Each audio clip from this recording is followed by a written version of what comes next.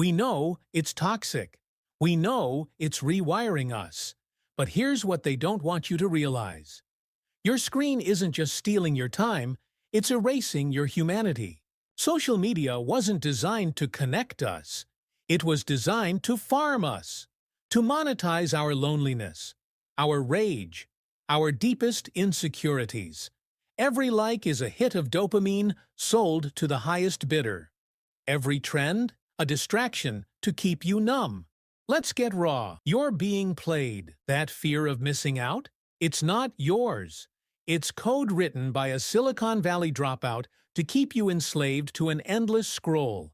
They profit when you feel small, when you compare your life to a highlight reel of lies. Still here? Good.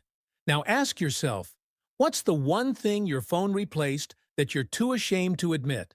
Yeah, we'll talk about that next.